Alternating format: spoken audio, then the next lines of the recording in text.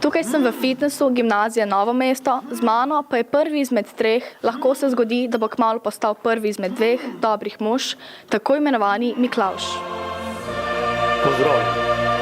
Kako ste reagirali na novico, da poskušajo Božička spraviti z oblasti? Vesel sem bil in sem še vedno. Veste, z Božičkom že dolgo časa niso prijatelja.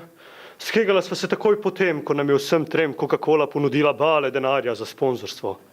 Jaz in dedek Mraz so bila močno proti, Božička pa je zaslepila moč denarja. Prišlo je do prepira in jaz in Božiček sta se stepla.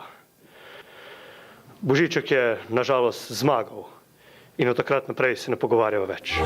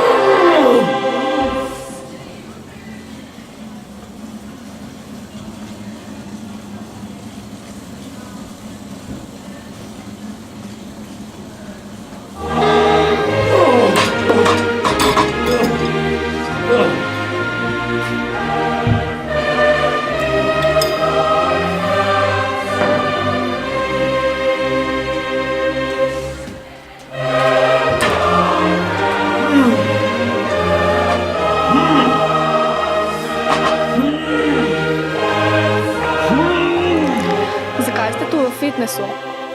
Bildam se, zato da bom lahko vrnil Božičku in ga pretepel. In zakaj z vami ni dedka Mraza? To je dolga zgodba.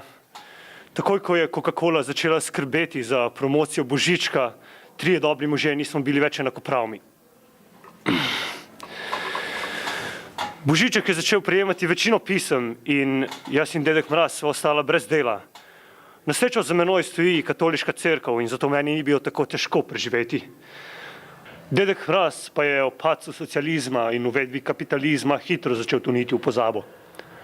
Tako ga lahko danes srečamo na ulicah, kako prosjači za denar.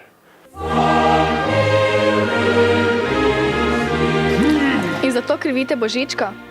Seveda, do tega ne bi prišlo, če se ne bi kot prava kurva prodal kapitalistični Coca-Coli. Zato sem tako jezen nanj in komaj čakam, da ga pritisnem.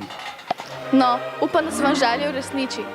Mi pa se vračamo nazaj v telovadnico.